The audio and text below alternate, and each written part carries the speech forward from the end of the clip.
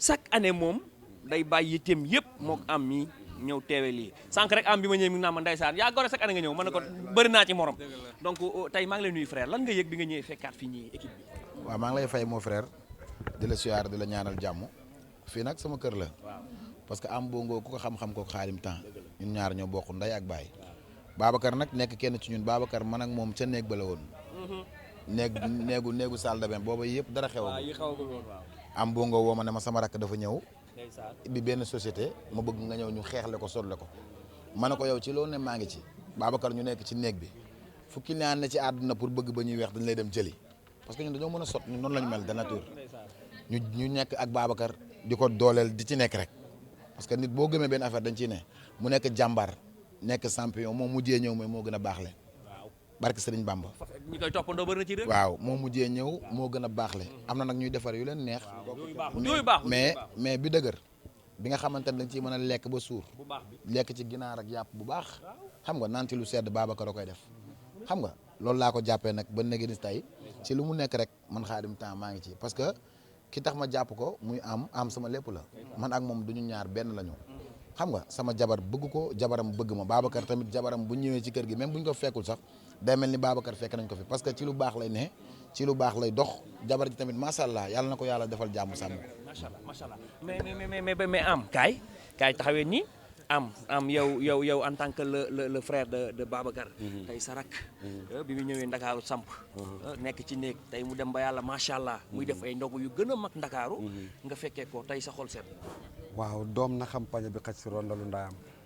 moom loolu moo ko dal Babs dafa baax man toppul sama kaw toppul ci ki topp sama kaw toppul ci ki topp sama kaw mais dafa joxe respect tamit foo fekk góor gu baax mais mun nga bëgg liggéey sax te yàlla boole la ak jabar ju baaxul sa liggéey day échec waaw waaye yàlla daf ñu booleeg binta bari mu doon suñu jabar joo xam ne bu may wax ak moom sax suma yaram day daw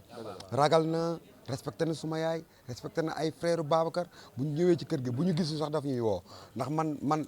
su ma bëggee ci xaalis Babacar dama koy caractère dama koy masku bu ma billaahi su ma oowee rek dama koy dugal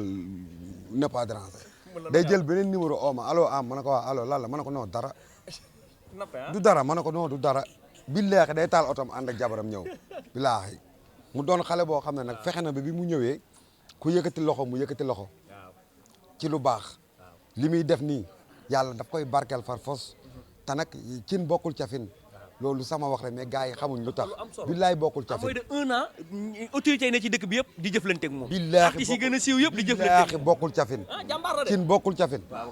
xale bu responsable xam temps yaa bi li nga sax may ma wax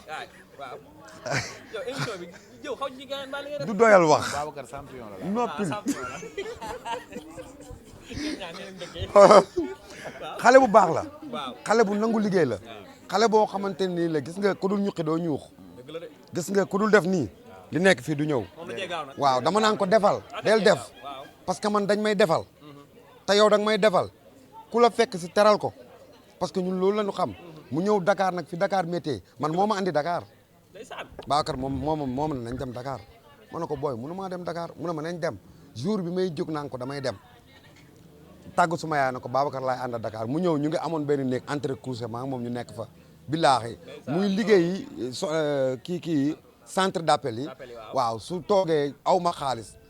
bu ma ñëwee day naan daf may xool rek na ma da ngaa bëri jikko dama koy tong une semaine day jékki rek bëgg a juboo génn ba pare yurdu ci palanteer bi ne ma da ngaa bëri jikko mais demal ci bitig bi bàyyil naa la fa xaalis ma demee ci bitig bi bàyyil ma fa xaalis ma faj sama soxla rakk ju ma ragal la Babacar moo xam li mu bëgg yàlla na ko yàlla may ci sama xol laa ko tuddee nag barke Seydina Mouhamed waaw ku ci nekk la ngay liggéey yàlla na ci yàlla def jàmm sànq da ngaa introsé kii Tické Sénégal dafa bëri ñu foo ah non wax dëgg yàlla man fréquenté wu ma jigéen seq ak yow liggéey dem ñibbi mais man ñeme naa toog oo ko téléphone waxtaan ak moom parce que dafa mën nitam dafay xeex nitam ci lu mu nekk daf cay taq rip ba pare ragalul te gis nga artiste nag Papa Ndoxum nee naa ko góorgóorlu bu baax gis nga artiste boo amee jigéen boo xam ne mu ngi sa kanam te ragalul kenn Tické boo ko offensé mu offensé la bëggul xeex waaye bañul xeex boo ko offensé mu offensé la yal na leen yàlla may jàmm ku ci nekk ñun aar bi lañ ciy def yal nañu yàlla lafal cat man nag mënu ma wax bu bëri quoi bilaay. ah waaw comme ni ko am waxee Tické day kenn ci ñun Tické Laobé daa nekk jàmbaar ba pare Tické moom bëgg naa ci moom benn affaire muy foowul waaw. te li mu bëgg a wax lay wax dafa direct mais avant tout bu lépp passé damay nuyu sama manager sañ ñu koy wax Ndiassé mu nekk sa manager wax dëgg yàlla moom mujjee ñëw waaye mi ngi liggéey mi ngi def ci man loo xam ne nekkutoon ci man mi may xamal loo xam ne xaw ma ko woon xam nga et puis mi ngi may defal lépp loo xam ne maa ngi ko doon rêvé mi ngi koy defal muy Ndiassé waaw mi ngi noonu nag kon manager maa ngi koy nuyu bu baax di ko ñaanal jàmm Babacar it ma koy ñaanal jàmm bu baax a baax di ko ñaanal mbir yu yokku jaañ naar yow nag suma frère nga te danoo yàgg lool man ak yow ca site internet yu ndaw a ndaw ya la woon boobu dara xewagul boobu kenn xamuloon Khadim temps te xam nga Khadim temps yaa ngi ko doon dégg feneen mais nii di nga ko gën a dégg feneen yooyu waat ñi ngi ko gën a dégg feneen ak feneen Khadim ak affaire bi mu sajjëree nii dama tënku woon ci benn coin toog mais léegi dama fépp pour job pour Sénégal sañ ménagère wan leen kan mooy Khadim temps da nga jël si li nga moom yow dama jël si li ma moom Khadim na nga jël si li nga moom yow xam nga ne dama jël si li ma moom te boo jël see li nga moom yaa ko moom da nga koy jël si du yomb yow may ma tuuti rek fii ak koor gi di jeex di nga gis lu garaaw incha allah jeex na yaa ko fa am Babacar Chic Dental kaay kii nag mooy le PDG de Chic Dental Chic Beauty Spa bi muy jógee Kaolack yéen waa Kaolack yéen ñëpp mën ngeen am fierté ci moom parce que bi muy jógee Kaolack di ñëw Ndakaaru dara amu fi woon dara mu nekk ci ruqam di ko lijjanti tey ba macha allah kilifa yi nekk ci dëkk bi yëpp respecté ko Babacar maa ngi leen nuyu tey yan moo nga bëgg a yëkkati ginnaaw bi nga réussir waate encore une fois ndogu yi ngay xam ne yaa ngi koy def chaque année. Bon xanaa juste di wax alhamdulilah juste di wax alhamdulilah donc di amaat encore une fois beneen satisfaction donc buñ ko defee 4e édition bi donc à chaque année daal dañuy dem ci ñi nga xam ne ñoom daal ñooy faqiir yi comme talibé yi ñi nga xam ne ñoom ñoo ko gën a yelloo dem ci coin coin yi yaakaar naa sànq c'était très émotif donc suma frère Mass daanaka tourné ay xéewal. bu duggee ci daara yi waaw bu ñu duggee ci daara yi fekk fa. situation bi ngeen fa fekk la xanaa. waaw parce que condition d'hygiène yi ñuy dund maanaam ak condition d'acheminement yi ni ñuy dundee dëgg la nag kuy jàng alxuraan ku ne faaw mu xaw a tar quoi mais métti na moo tax man depuis bu yàlla bu ma yóbbu foofu ma gis ñoom la ñuy dund ba léegi bu koor jotee dinaa jël benn bés boo xamante ne bii képp kuy taalibe ma xam la fii nii dinaa fexe man ma dogal la jox la nga lekk ba suur ñu dund ay moments yu neex donc en conjonction avec la famille avec la famille Chic Dental ak képp kuy safoo Chic Dental loolu kese la. donc loolu moo nekk lu njëkk leneen li maa ngi remercier Sénégal maa ngi remercier àdduna parce que Chic Dental nag léegi Chic Dentalu àdduna la c'est devenu Chic Dental international. ay tournées yu mag a mag dem Europe dem États-Unis fu ne nga def fa tournée ñëw ba ci sous-région bi. bien sûr on a fait le tour du monde avec Chic Dental c'est devenu une marque internationale donc aujourd'hui damay kontaan parce que gis naa sama mbokk yëpp teew donc presse bi teew sumay nit. donc ku ci mel ni bu ma limee Dioum Tické Laobé Papa Nuxum am suma frère Khadim Temps suma frère donc comment dirais-je Pape Danse donc manager ñëpp sama proche yëpp donc samay frère ñoom El Hadj Cheikh Mbaye donc ñoom ñi nga xam ne contribuer nañ ci bu baax a baax maa leen di remercier ci loolu aussi di gërëm Cheikh Baye Daaya Ndaw donc di kilifa ci man aussi donc di kilifa gu mag ci pays bi ci pays Cheikh Ibrahima Niass donc ñëw teew aussi bàyyi itam yëpp nekk na lu ma neex lool ànd ak taalibe yëpp ñëpp daal di ñëw presse bi donc Diagne Naar ak sa coordination bien sûr yow Mass c'est un frère exceptionnel on se connaît voilà donc bu ma limee rek damay juum maa ngi gërëm ñëpp di remercier ñëpp. léegi lii bëñ bu weex yaa ko njëkk a indi Sénégal mais léegi bëri na ñu koy def ci TikTok bi. qu'est-ce que ça te fait nga gis ni léegi entreprise la boo xam ne ñu bëri ñu ngi koy créé di def di la si toppandoo. waaw d'accord alors déjà avant may tëb foofu noonu di nuyu aussi sama frère Saba Simbou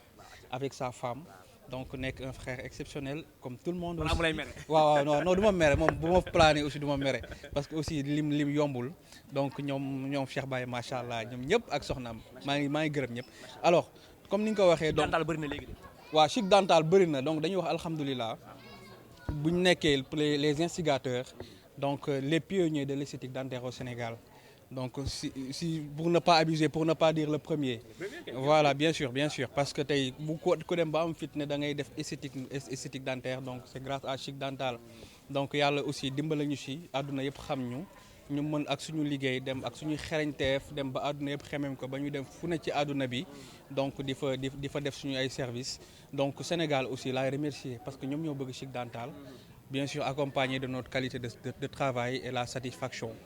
voilà donc. bi ko créé ba léegi gisuma benn sénégalais bu jël produit bi taal live am wala ci TikTok bi ne Babacar li muy def baaxul. loolu lu la ko may. waaw bon lu ñu may loolu mooy lu ma wax sànq rek la qualité de travail donc parce que client bi bu ñëwee on t'accueille à grands ouverts donc avec un personnel boo xam ne c'est une famille donc servir la nga lekk servir la nga naan aussi ñu déglu la li nga bëgg leen lay jox on apporte une parfaite réponse à la demande clientèle une réponse à parfaite adéquation donc c'est ça le service clientèle en fait il faut que aussi sénégalais aussi dimbale ma ci sama service bañ ko comprendre parce que ce sont des accessoires de beauté donc tey dem nañ tey ba gën ko élargir bay def yeneen service nit ñi di ko gën a bëgg yu gën a yaatu yu gën a profond yëpp ba ñuy tukki fu nekk tubaab bi ñëw di ñu xemem ba di ñu bëgg téye seen biir donc loolu c'est grâce à liggéey Chic Dental ak sama équipe bu nekk sama ginnaaw parce que aussi Chic Dental c'est pas seulement Babacar la ñuy gis xëy na mais tey c'est bon équipe bu mag la Diagne Naar mu ngi ci biir côté communication côté logistique keneen ak keneen ci biir Khadija donc madame mu ngi ci biir ñëpp a ngi ci biir y a tout le monde y a aussi Chic Spa aussi voilà donc c'est ça loolu rek moo tax sénégalais yi kontaan. bu njëkk célébrité yi bu ñu bëggee am bëñ yu rafet dañuy dem ay Chine ay Dubaï pour defar ko mais léegi ñu bëri fii la ñuy yem ci Babacar Chic Dental mu defaral lañ ko tout à l'heure am nga loo xam ne junj ko sénégalais yi mooy yëf yi dafa gën a yaatu te am na loo xam ne il faut nga ñëw ci entreprise bi pour xam ne yaatu na. waaw bien sûr Diagne Naar loolu ay code la waaw loolu ay code la bon du code sax bon yëf yi dafa gën a yaatu parce que aussi kuy liggéey aussi bon da ngay am constance quoi. Donc Chic Dental, donc on est venu au Sénégal en 2022. Donc ça fait aujourd'hui 4 ans que Chic Dental mu ngi fi. Donc bu ñu commencé ci benn dañuy ñaan compter ba dem ba 100 quoi. Tu vois aussi képp kuy célébrité Sénégal liggéey nga ak Chic Dental. Donc képp kuy ndaanaan gis neen suñu relation ak Wally Balago Seck suñu relation ak yeneen label yeeg leneen ak série télévisée yeeg lépp donc Chic Dental kon desalul dara Sénégal quoi. Message bi ñu jox rek mooy na gars yi gën a gëstu entrepreneurs yi du ma waxati jeune entrepreneur parce que dépassé nañ statut jeune entrepreneur on est des entrepreneurs donc on apporte de la valeur ajoutée donc on a un impact social du pourvu que nit day ñëw ci yow ne la dama bëgg a reetaan dafa am complexe reetaan parce que le sourire est vital kooku boo ñëwee tey fexeel ba apporter ko sourire kooku noonu dimbale nga ko parce que c'est la vie quoi dimbale nga ko ci dundam donc ça a un impact social ça a un impact économique dans la mesure où ñu ngi recruter ay nit di leen fay di fay aussi impôt voilà ñun aussi ñu ciy suturlu bay dem fu ne ci àdduna bi donc Chic Dental donc c'est un couteau à double tranchant c'est ambivalent voilà donc c'est ça quoi. kuy gërëm ñu tëj ñan ngay gërëm ñi jàpp ci yëf yi madame la famille xam nga kër gi. ñi si jàpp ñëpp. waaw bon damay gërëm àdduna di gërëm Sénégal yëpp donc parce que bu duloon ñoom Chic Dental du am di gërëm waaw ñoom ñoo ko adopté donc di gërëm aussi sama famille cat ba cat ñëpp laay gërëm donc samay proches ku ci mel ni les influenceurs Fallou